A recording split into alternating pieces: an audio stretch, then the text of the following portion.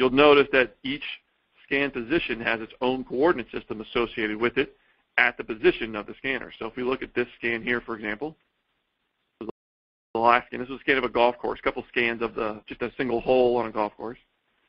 So here you can see that was the position. That orange coordinate system represents the actual CSIS of the scan head. In fact, you can see a shadow there of the person who was operating the system. You can see the shadow. So what this allows us to do is a couple of things. So number one, it allows us to use that CSIS to actually crop the data. First, before we do that, I might want to filter the data. So there's a new filtering technique.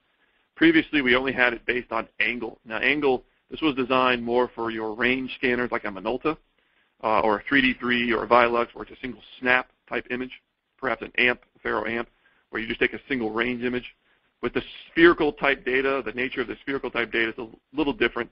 So what we do is we want to filter these long cells, these long kind of stretched cells that you see here, like the ones going across the bunker. We don't really want those to be there. Okay, that's not what that bunker looks like. It's actually just a byproduct of the fact that, as you kind of zoom in here, it's just stretching. It's just a graphical artifact as we kind of stretch across there. And it kind of gives you this weird kind of spikes in the data. So you can easily filter those if you just set the ratio. Let's say filter it so that any long cell that has more than a 10-to-1 ratio, delete that. Or perhaps any edge that's longer than, let's say, 3 meters. So these can be used to kind of quickly filter out bits of the data. And you can tailor these values. If it takes away too much of the data, you can certainly bring it back in. You can just kind of play with these two values. And it's just a really quick way to kind of filter out some of those long extraneous cells that you don't need. Okay.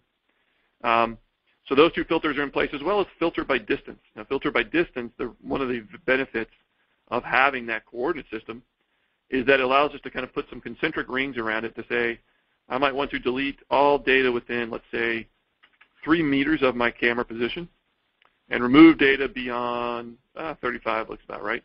So when we hit apply, it's a simple cropping that will get rid of any data that's within that certain distance.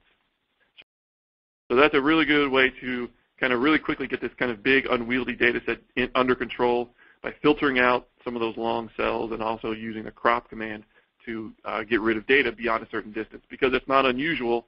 In fact, earlier today I opened up a data set, and the data set itself was only about 5 to 10 meters. It was a room that was only about 5 to 10 meters across. There was data set that got captured through a window of a tree probably about 200 meters away. And it just makes for a very large bounding box. And so you want to quickly crop that data, and that's a really useful tool for doing that.